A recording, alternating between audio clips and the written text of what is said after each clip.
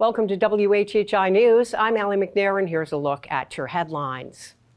The Beaufort County Sheriff's Office is once again warning residents about a phone scam where callers who claim to be members of the Sheriff's Department try to get money by accessing residents' bank accounts. The scammer tells a person that he or she missed jury duty, but the issue can be resolved in exchange for money. A spokesperson with the Sheriff's Office says if you get a similar call, hang up and call local authorities to verify that information.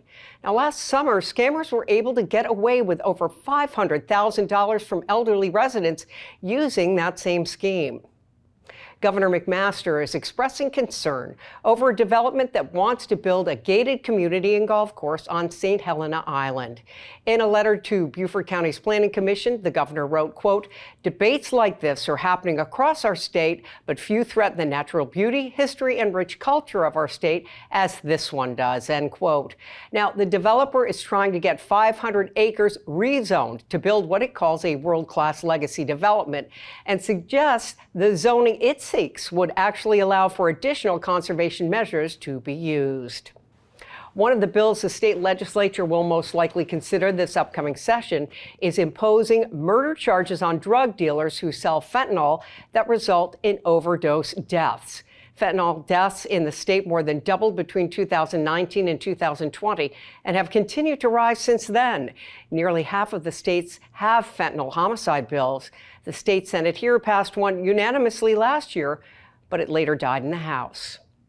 Well, one member of Planet Fitness in Beaufort is very glad that he was working out at the same time as an off-duty firefighter was this week. When Lieutenant Adam Jordan heard someone needed help, he located the man who was blue and having trouble breathing. Jordan administered CPR, and a Planet Fitness employee grabbed the gym's automated external defibrillator, or AED, and used it to restore the person's heartbeat. Jordan told the Island Packet that the man responded immediately. He was hospitalized overnight and was said to be in good condition the following morning. South Carolina makes the top 10 on a list that no one living in the Palmetto State will be happy to hear about. In a new study that ranks states on shortest life expectancy, South Carolina comes in at number 10. That's according to NICE-RX, which used information from the Centers for Medicare and Medicaid Services for its study and determined the average life expectancy in South Carolina is 74.8 years. The state with the shortest life expectancy, Mississippi, at 71.9 years, and the state with the longest life expectancy, Hawaii, at 80.7 years. Well, hidden in some bad news statewide is some good news here for the Lowcountry. The CDC has more than doubled the number of counties here in South Carolina where you're being asked to wear masks indoors, saying 17 counties now have high levels of COVID-19 and 17 more have medium levels. Beaufort and Jasper counties are among a dozen still ranked with low levels of the virus. Cases were up 18% headed into Christmas over the previous week, with 10 COVID-related deaths the week before Christmas. For more information on these stories, be sure to check out the news sources on your screen. Also, be sure to look for us on Facebook, Twitter, and Instagram. Now, with a look at sports, here's Justin Jarrett. Hey, it's time for Last Night in the Lowco on WHHI, powered by LowcoSports.com. And we had a quiet night on Wednesday, so let's take this opportunity to take a quick look at the high school basketball scene as we head into the second half of the season. Hilton Christian Academy's girls met their match last week at the Carolina Invitational, but it was a buzzsaw from Kentucky, so no worries. The four-time defending SCISA 2A champions are poised to make a drive for 5, this time in SCISA Class 3A. Devin Yard and Maya Hutchinson form a lethal backcourt duo, and Morgan Scott has come over from May River to solidify the post and dominate the glass, alongside three-sport star Abby Peduzzi. Among the girls' public school squads, the Bluffton Bobcats stand above the rest as a contender to make a deep run in Class 4A.